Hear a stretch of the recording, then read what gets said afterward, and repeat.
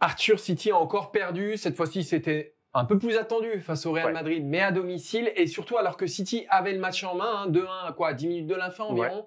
Et Manchester s'est encore complètement écroulé.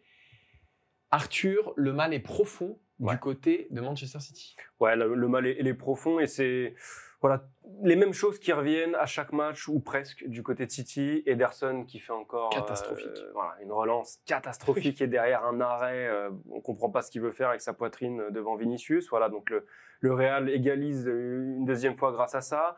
On a De Bruyne qui est toujours voilà, pas très influent, mais ça fait un petit moment que ça dure. On a voilà, pas mal de prestations individuelles comme ça qui inquiètent. Grealish qui vit une saison cauchemardesque.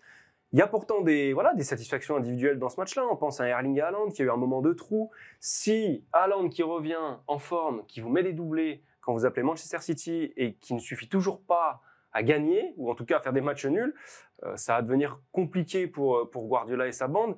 Là, quand vous regardez la grosse période de trou de Manchester City, c'était quand même surtout sur la fin d'année. Là, on a l'impression qu'ils avaient relevé un petit peu la tête de l'eau. Mais alors, vous regardez les dernières défaites, il y a quand même une humiliation enfin pas une humiliation, le mot est un peu fort, mais une grosse défaite contre le PSG. Vous avez une humiliation contre Arsenal, là, le mot est correct.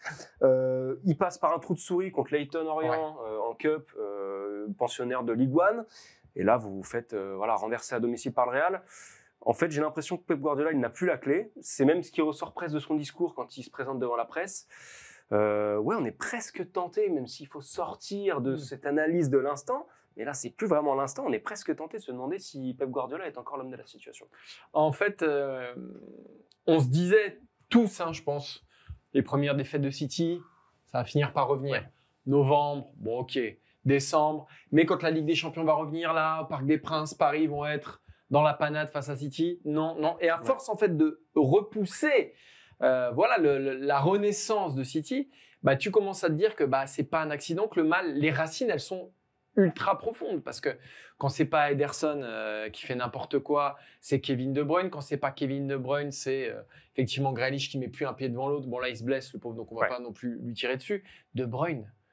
Papy De Bruyne, mais il ne sert plus à rien depuis son retour de blessure. C'est assez terrible parce que c'est un mal, on a l'impression qui se diffuse dans toutes les grosses individualités de Manchester City et qui fait complètement dérailler une des équipes, enfin l'équipe, moi je dirais même l'équipe, le collectif qui était le mieux organisé depuis des années en Europe. C'est-à-dire que si on m'avait dit, il y a un gros qui va se gaufrer, je pense que c'est sur City que j'aurais misé en dernier. Et finalement, c'est ce qui se passe. Et tu as raison quand tu parles de Pep Guardiola, parce que on se dit, on voit là qu'il ne trouve pas la clé, qu'il ne trouve pas les ressorts. Il est quand même bien outillé. On lui a ramené du monde en plus au mercato d'hiver. Et puis là, il y a de moins en moins de blessés aussi. À un moment, on pouvait se dire, effectivement, au cœur du mois de novembre, quand il n'y avait plus personne, ok. Mais là, il n'a plus d'excuses.